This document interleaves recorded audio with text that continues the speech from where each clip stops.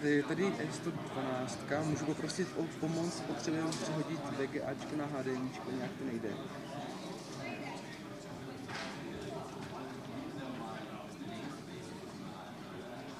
V pravým horním rohu.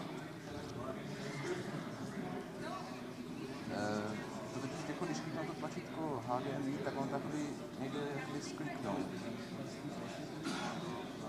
Tak vteřinku.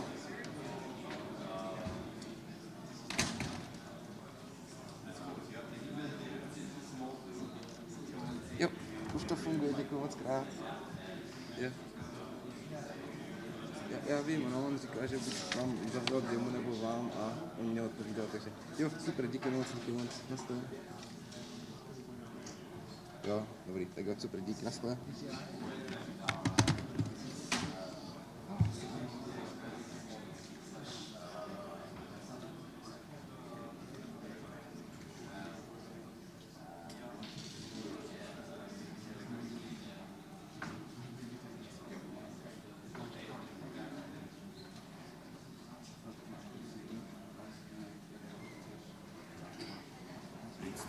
Haló? Jo. Chceš nějak speciální účtenky? Oni, jak chceš.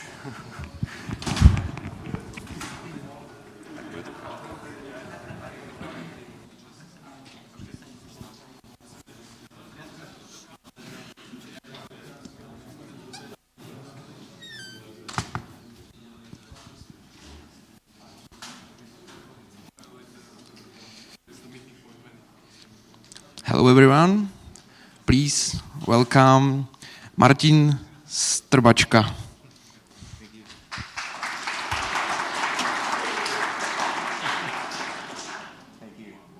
So again, my name is, can you hear me? No?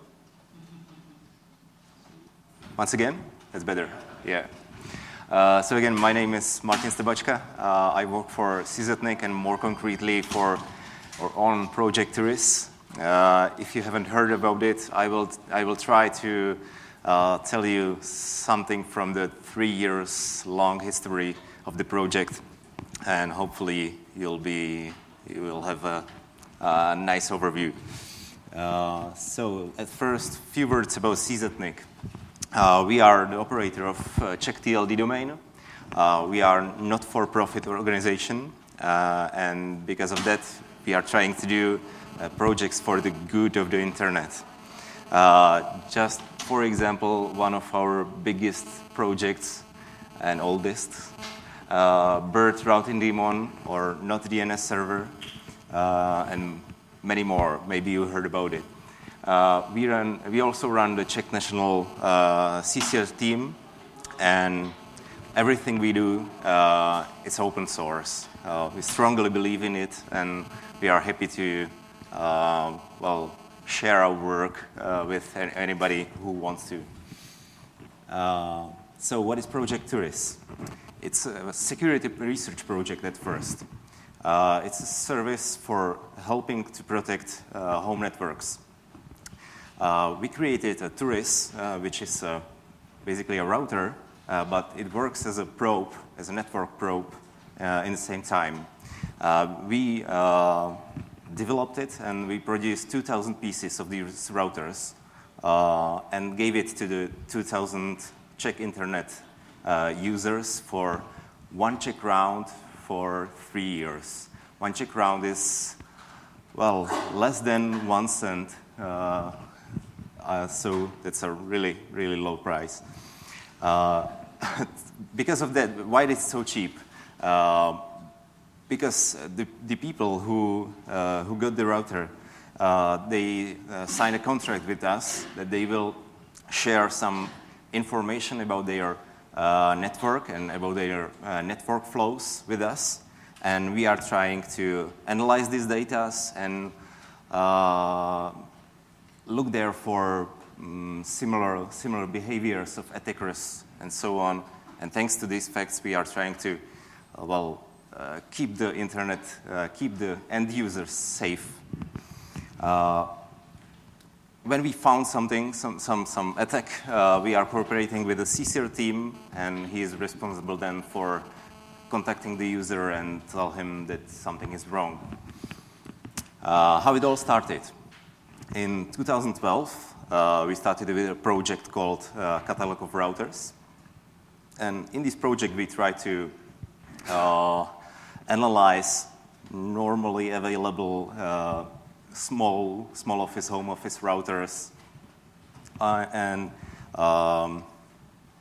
analyze what's the status of these routers, how safe and how good they are.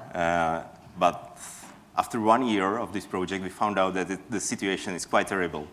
The home routers are definitely not up to scratch. There are security holes, cheap solutions, cheap chips. You can find really cheap hardware solutions inside. And regarding the software, they are really slow at adapting new technologies like IPv6, DNSSEC, and so on. And if there is any security hole or any other problem, there are almost no software updates. So there is no way how to get rid of these problems. So a year later, in 2013, we decided to start with the Project Turris. We decided that we need our own hardware, or at least a hardware which runs our own software, and thanks to the software delivers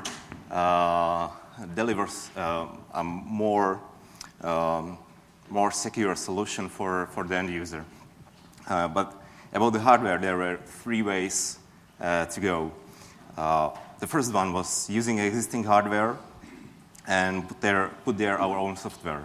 This is really cheap and easy, but I can tell you that we cannot find the right device because devices were they doesn't have enough of RAM, enough of storage, enough of CPU power. So we try to ask few manufacturers if they can modify the router to meet our needs. This is a little bit more expensive, but who will modify only 1,000 of devices if they normally produce like 100,000 of devices? Well, nobody. So we decided to go the third way, make our own hardware. This is definitely not cheap and not easy, but you can learn a lot of things. So this is the output of our work, the Project Turris router. Well, let's say in a comparison with other home routers, this is, let's say, a beast. If you understand at least a bit to the embedded hardware, you can easily see that from this specification. There is a dual PC processor, 1.2 gigahertz, 2 gigabytes of RAM, 256 megabytes of NAND. The hardware is able to route 1 gigabit per second without any problem. 2 USB 2.0's RTC chip. This is quite unusual, but we need it for the DNSSEC, which is enabled by default. There is also a crypto chip, which help us to feed the entropy pool at the startup of the device. And of course, I must mention our killer feature, which is the dimmable RGB LEDs. What's the operating system which is inside the Turris router? Well, we call it Turris OS, but basically it's a fork of OpenWRT. If you don't know, that's a distribution for home routers with 10 years long history. There are more than 3,000 packages available, and we gave all the users root access, so you can modify the setup of the router in any way you want. Why we decided to do the fork? Well, we wanted to add some features we missed in OpenWRT. And the most important one is automatic updates. We are trying to release every month a bigger release of new updates, new versions of software, and so on. But we do not stick to this plan, and sometimes we release updates sooner. Usually this is when we know about some problem with some important software which is inside the router. So just for example, when we heard about OpenSSL heartbleed or poodle problem, we were able to fix these bugs in all the routers in 2 days. Just prepare the update, and all the routers checks for updates periodically, so they will download that immediately and update itself automatically. We also add there some features which helps, let's say, normal users to set up their router without not knowing much about how the network works and so on. So the configuration wizard which is inside is called Turris. It's written in Python, and you can see it on a few slides here. It basically works as as I said, configuration wizard. So it will help you to set up Wi-Fi. It will enforce the user to set up a strong password, so the router doesn't work without entering a strong password. So there shouldn't be a problem with keeping admin in the router for the eternity. Also, one of the steps in the wizard is updating the router. That's the green slide. So you can see there which software were updated at the first start of the device, and so on. We also add there software called Mayordomo, and this will help you to have an overview of which LAN client talks to which remote server. This can be helpful if you have just, for example, a smart TV at your home, and you want to see where your smart TV phones to. So if you can see in this application that your smart TV is sending something to some Chinese servers, you can be quite sure that there is something wrong happening with your TV. I told you about the data collection. So what are we collecting? We collect unsuccessful connections and from both directions. That means when somebody tries to talk to a router, but the port is closed, or if there is no service which answers to the questions, we know about that. Also, when your router or any device behind your router tries to communicate with a remote server, but the server doesn't answer, we log that too. We also do our various statistics from these firewall logs. We collect packet flows data. We don't do deep packet inspection, but we look at the IP address, port, and SNI if you communicate with an HTTP server. We also collect pings. We are trying to ping few, let's say, important internet services like Facebook, Gmail, so on.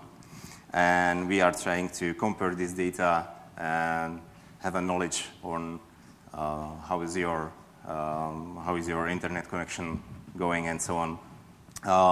Similar to the pings, we do certificate collecting, and this is definitely more interesting because we are trying again to connect to Facebook and other services like this and compare the certificates we get from the server. So if we know that 1,000 of users get the same certificate, but one of them have different one, then we again know that there is something wrong, and we can contact the CCERT, and he will contact the user, and so on. We also have software called Honeypot. That's similar to Honeypot, but it's smaller, so we call it a Minipot. That's a telnet server which does just the handshake with the login. That means that we are able to log how the attacker tries different login information and so on. Thanks to this fact, we were able to catch a quite big botnet made of home routers. I will tell you about that later. We also have something called Honeypot as a service. That means that the Honeypot doesn't run on the router, but on our own server. And if somebody tries to connect to the SSH on the router, we basically do a man-in-the-middle attack on them and redirect them on our own server. We then log, just like normal Honeypot, we log all the commands the attacker issued on the router, and you can comfortably see that on our web page through your profile. We use Kauri fork for this. If you are interested, you can see that on our GitLab on this link. Well, when I tell anybody about data collection, they always tell me that he doesn't want such a router at home. Well, so why you shouldn't be worried? We have got a positive Big Brother award in 2013. We have a separate database for accounts and for datas. And we also consulted our whole solution with the Personal Data Protection Authority, and we keep your data only for 10 days. Then it is deleted and are lost for. So what will you get for, well, you share some kind of that data with us. So what will you get for that? For example, you can see different kinds of statistics. This is one of them. So you can see the share of IPv4 and IPv6 in your communication. Well, this is from my router, so you can see I'm using quite a lot of IPv6. And another thing is passive bandwidth monitoring. So we monitor how you use the bandwidth of your connection. So you can judge from these. You can judge if you need faster connection or slower connection, you can judge it from these graphs. I told you about the Honeypot as a service, and this is the UI where you can see what the attacker done or tried to done on your router. So you can see here that somebody from China tried to connect to your router. Then he tried to stop the firewall, different kinds of firewall. Then he tried to download a file called SOHO and try to execute that. And there are lots of other attackers who probably tried something similar. We know about every attacker from every router. So again, we can share this data with our CCR team, and if there is lots of similarities, they can warn other users that there is some new, say, danger. What's the biggest catches of the Project Turris? We found 2 botnets. The first one is made from ASUS routers. The botnet has more than 10,000 of devices, and we found them through the Minipots, because we found out that in the same time, lots of attackers try to connect to the telnet ports on the routers and use the same series of logins. So we gathered all the IP address and put it into Shodan, and he told us that all of them are well, almost the same ASUS routers. So we bought one of the models and connected to the internet. Well, and in a few days, we were part of the botnet as well. And the second one was made of Ubiquiti Air router. There were around 6,500 of devices, and well, the problem with these routers were not so bad, but still, well, the users just enabled a remote management, but left there the default login. That means admin, or something similar. Doesn't matter. So it's, well, not a fault of the router, but maybe the router should enforce the user to set up a stronger password before they can enable the remote management. We also found a few user PCs connected to botnets like Zeus and so on. And we found quite a lot of ISPs who breaks internet neutrality or network neutrality. That means they are redirecting communications to their own servers. Typically, they don't want to, they don't let you to connect to remote SMTP servers, or they try to redirect your DNS traffic and so on.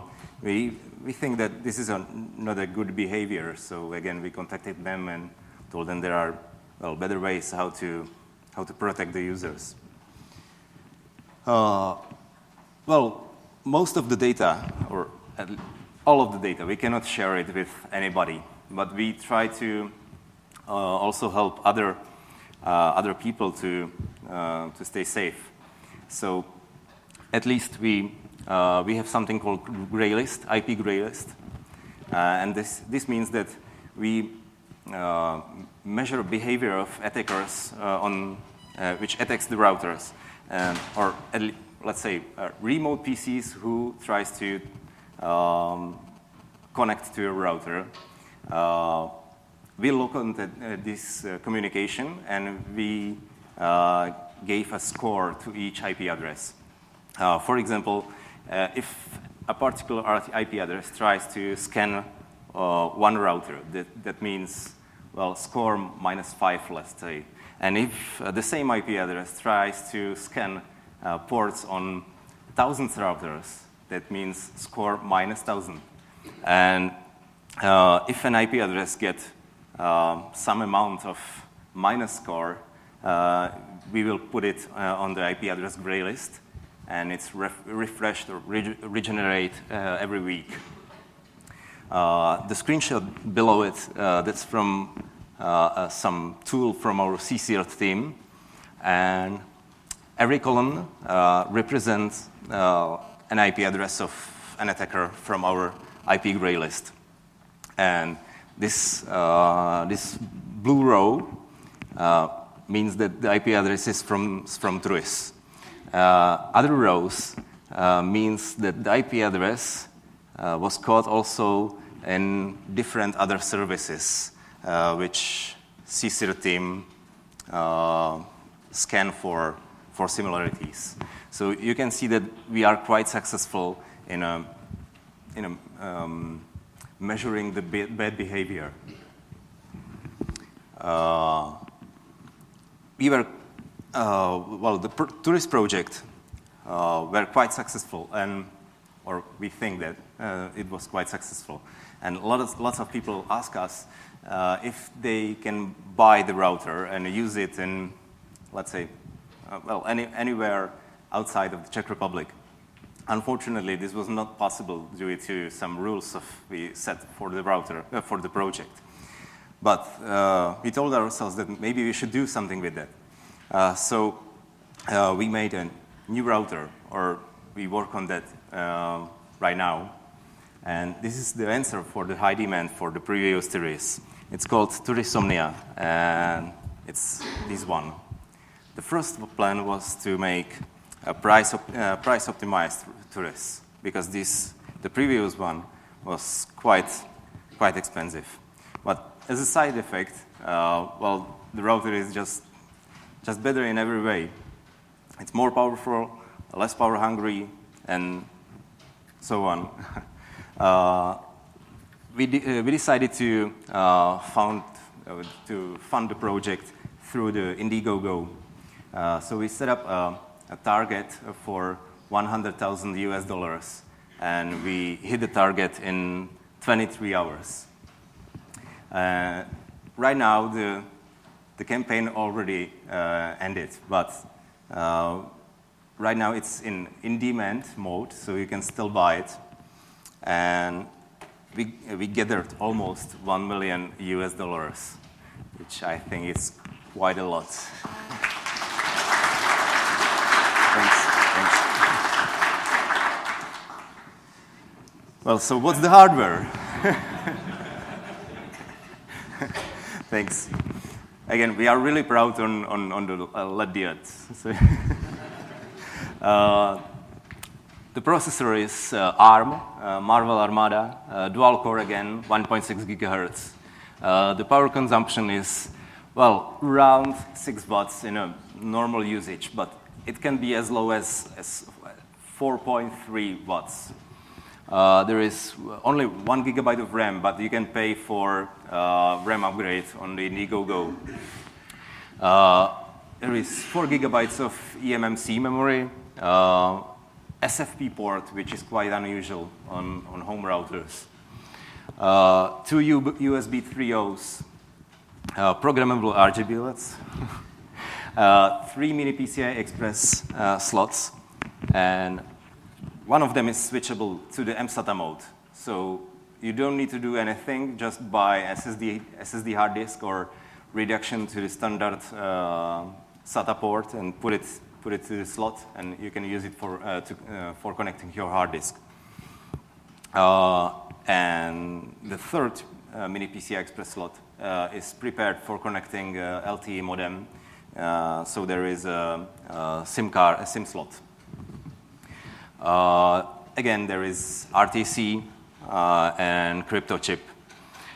We like Raspberry Pi, so we wanted to have at least similar pins which are available on the Raspberry Pi. So there is a pin header where you can find 10 GPIO ports, 2 UARTs, SPI, and I2C. So if you are really into do-it-yourself with electronics and so on, I think you'll be, well, maybe happy, and maybe you will replace your Raspberry Pi with Turris Omnia. This is schematics how the internal network connection looks like. This is again quite unusual across home routers. The CPU has 3 Ethernet interfaces. First one is connected to the WAN port, and there is OR between WAN and SFP slot. So if you put SFP module to the SFP, the WAN port is immediately switched to the SFP. If you remove it, it's switched back to the Ethernet.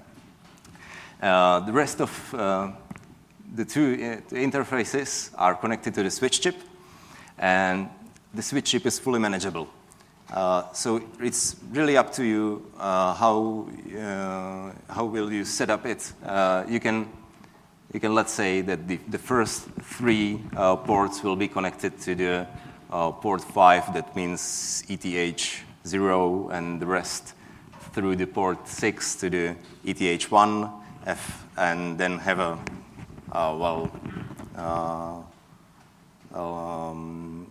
you can leave your LAN clients separate. This is how the board looks like. I think that all of you are able to see the USB and SFP. This is the battery holder, processor, and so on. If you want to, well, if you will have any questions, just ask me after then, and we can discuss it with these prototype. Software is the same as with the previous Turris. That means Turris OS, fork of OpenWRT. It has the same feature set, automatic updates and data collecting, but it can be turned off, and the policy is opt-in.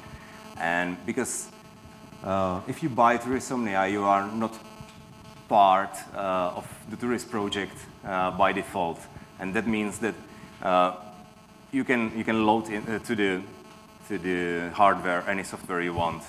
I already know about some guys who are eager to try put OpenBSD to the hardware and so on, and we will be happy to cooperate with them once we will have some free prototypes. We always like to say that this is more than just a router, because it's really powerful, so you can use it as a decent home server for file sharing, backup services, anything you want. We already know about some people who use all the Turris as a, let's say, do-it-yourself home automation center. There are two software packages for these. One of them is called Home Assistant. The second one is Domotics. If you know about them, you can use it without any problems. You can use the router also as a Tor gateway, or use other out software as the NOT DNS server, or BERT, and many more, VPN without any problems. 100 megabits per second measured through the VPN. Everything, as I said, we love open source, so everything is open source and open hardware. Bootloader, operating system, power management firmware. If we forget something, just ask us, and we have no problems to release it. We will release also schematics and the full production documentation, but with a little delay. Well, some people told us that they found some discussion in Chinese on some Chinese forum that they would love to produce it before us.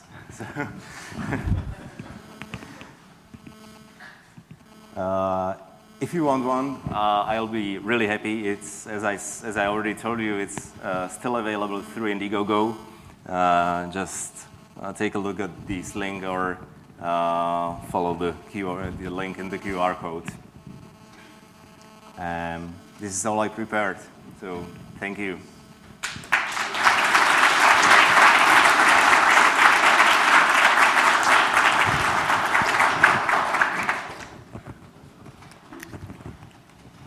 Any questions?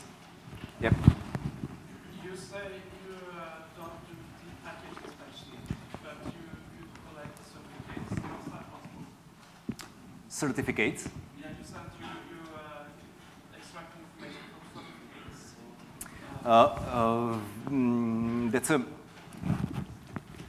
certificates. We have different kind of software.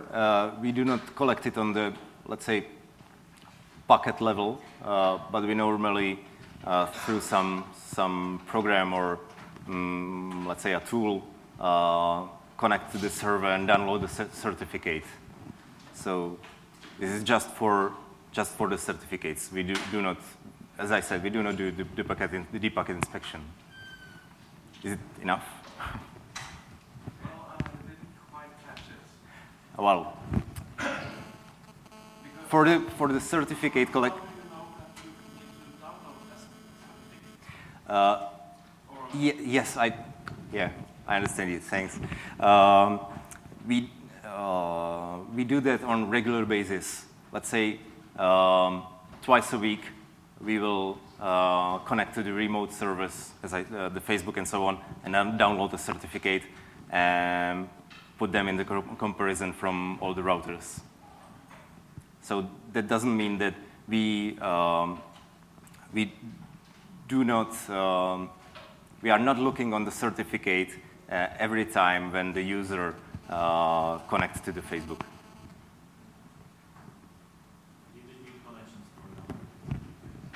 Yeah, yeah, that's our connection, our own connection from our own tool.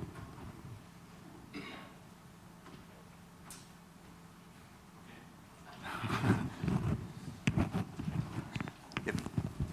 Yep. Do you distribute firmware upgrades? There is a, by default, there is a package manager called OPKG, I think, and we try to update it as a normal Linux distribution. There is a script as a wrapper script around the OPKG, and it regularly asks for the update, and then update every well, it's the same as if you update your notebook with Linux. It works the same. Basically, you are running OPKG update in Chrome. Well, it's not that easy because there is, we always release a plan how to do the update, because sometimes there is things you need to take care manually, and that's the reason for the plans.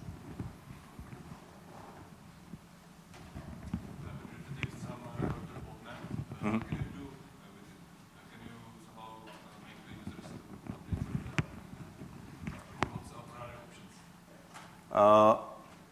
Well, we contact the CCR team and tell them about the problem and share all the information with them.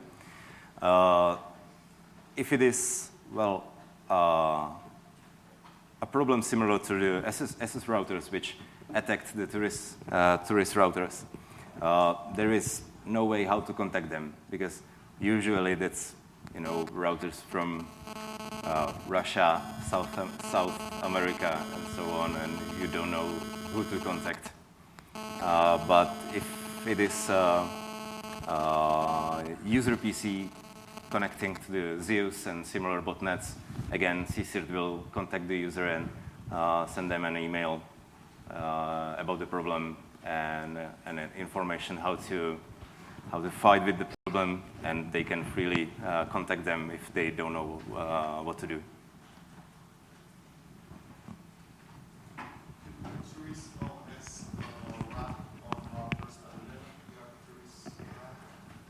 Well, it could be possible, but we do not support any other hardware than our own. But if you have a router powerful enough, I can imagine a few of them. I can tell you later.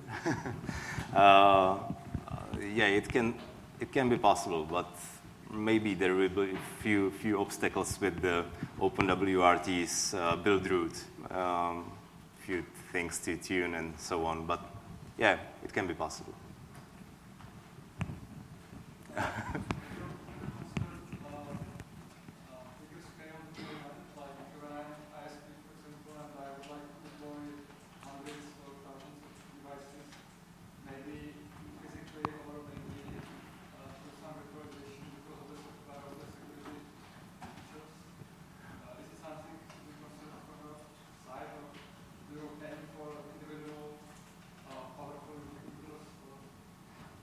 Well, if you'll ask us or tell us that you want to buy a 1,000 Omnias, we'll be really happy to talk to you. Can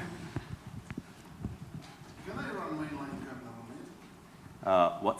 Can I run mainline kernel on it? Not yet, but we plan to upstream all the changes we made. Right now, it's basically about DTS tuning. There is maybe I'm not aware about any other problems right now. Yeah, out of time. Sorry, but we have 4.4 kernel right now.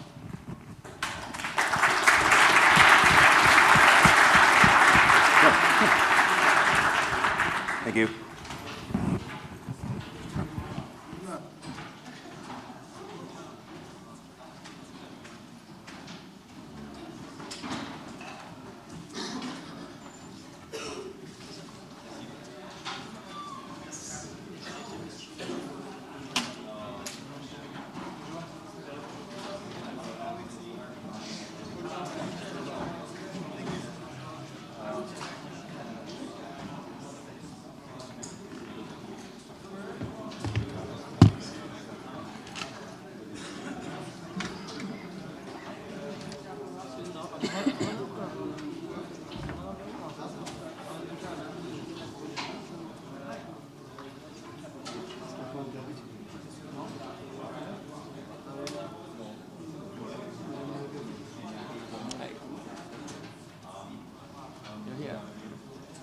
You were here? Oh, no, not for this.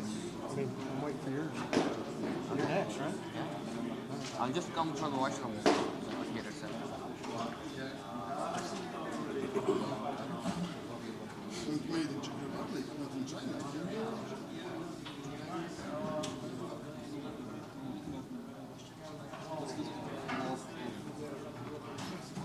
Kids also keeps the cover, you know, to get painted.